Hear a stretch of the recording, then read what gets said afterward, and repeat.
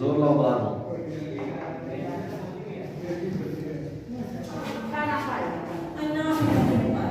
दिखे तो नहीं सी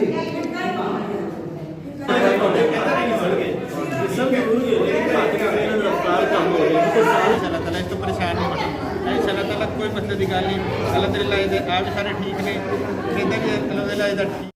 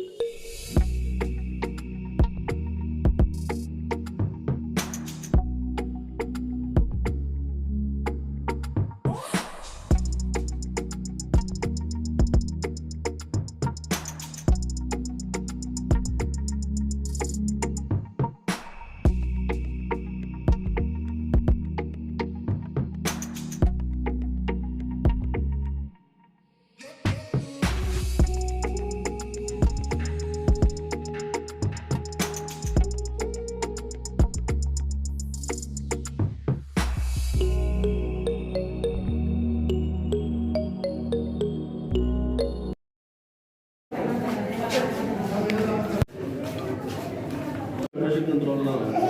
ठीक है सिर्फ 2 दिन ना ब्लड प्रेशर का कंट्रोल रखना है और 150 करना ठीक है 150/90 इस दोबारा फिर चेक करवाना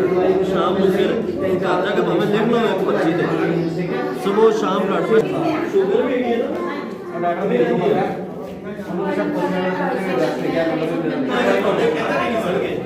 सब जरूरी है रफ्तार कम हो रही है तो साल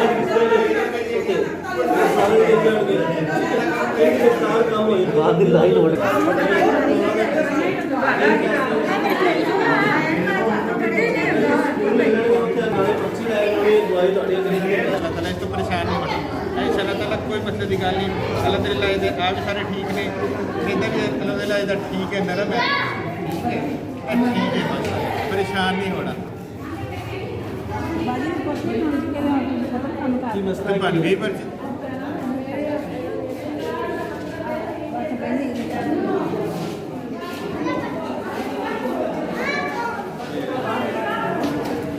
आओ चलो दवाई ले लो शुगर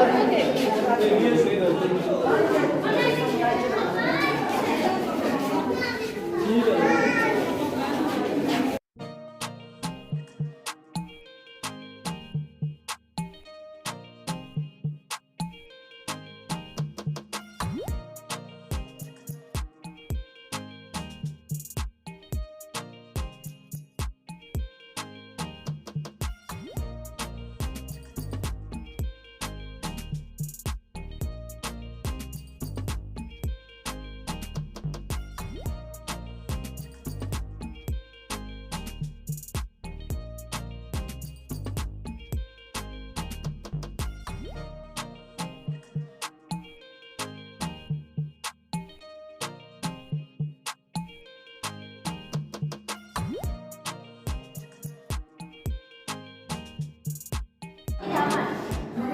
चुकड़ी बांधी है आपने चल रही है ना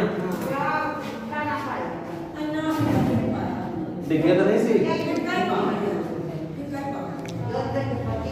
पीछे बैठ गया अपने यार पिछले पासे नहीं नहीं पीछे यार रुको अंत पीछे हाँ ऐसे दर्द मोड़ो ठीक है मेरा देखो ऐसे सच्चे पासे रुको ये जम गया मोटा थोड़ा मोटा जम गया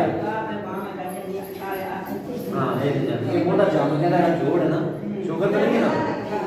हाँ बस तरह ही गल शुगर में तो जुमार सा अटैक लगा दे इनका तरीका होता है एक मुंह चलाना पड़ता है मेरे हाथ में जोर लाओ बहुत दर्द है बहुत दर्द होती है